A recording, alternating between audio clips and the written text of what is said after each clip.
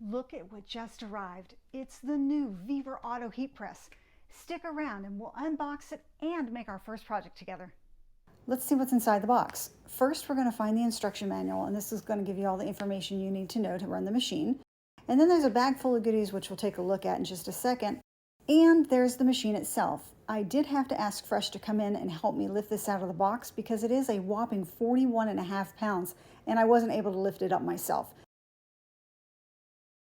And there it is. It's a nice looking tealish color with black accents, and it looks really nice. So here's everything that did come inside the box.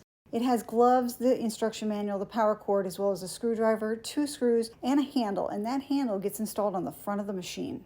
And that slide-out drawer measures 15 inches by 15 inches. And like I said, as far as the aesthetics of the machine go, it does look nice. It's very slick looking. You'll find that in the back of the machine, that is where the power cord goes, as well as where the on and off switch is.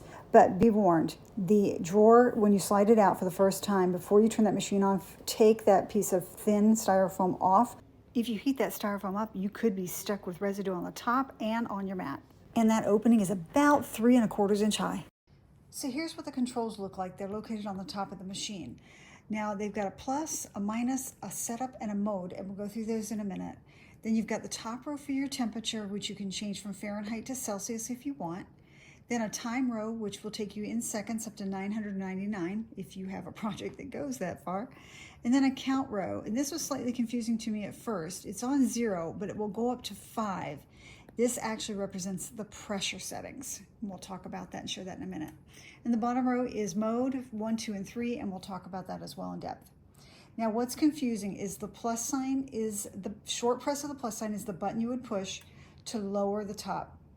The minus sign is the button you would manually push to raise the top. Yes, this is an auto heat press, but if you want to stop the process, you would click the minus button to raise it up. What if I wanted to adjust the pressure settings? I would long press the plus button for 5 seconds, and then I can press the plus button once and it lowers the heat press. And then I can press the plus button again, and you can see that it was raising from P2 to P3 to P4 and P5. And that's how you change your pressure settings.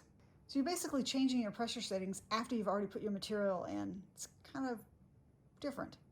Now the mode button comes with 3 presets, and they're already set up and ready to go. And in the instructions, you can see mode 1 is set for temperature 302 and 60 degrees, mode 2, 356 for 60, and mode 3 for 392 for 40.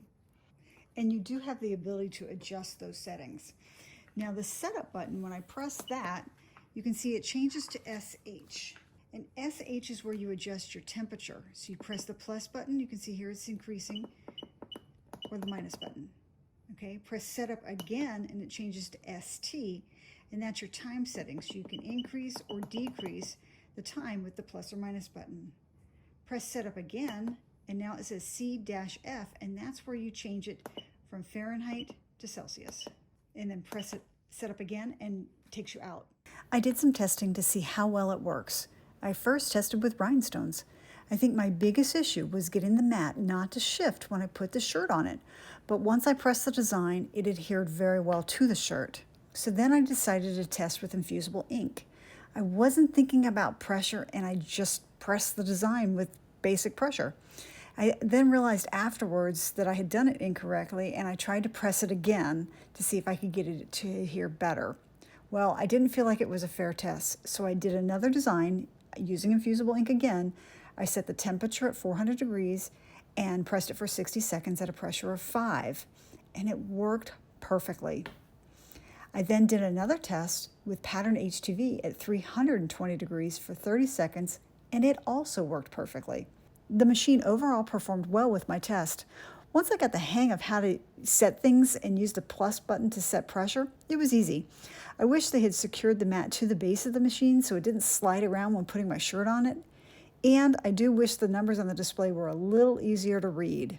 Other than that, it worked, and is definitely an option for someone looking for an auto heat press. Would I get this over another auto heat press? Not sure. I'll have to do a side-by-side comparison with the HTV Ront auto heat press that I have and see how they perform against each other. Stay tuned for that video soon. If you're new here, please click that subscribe button and notification bell so you get notified when we post new craft tutorials.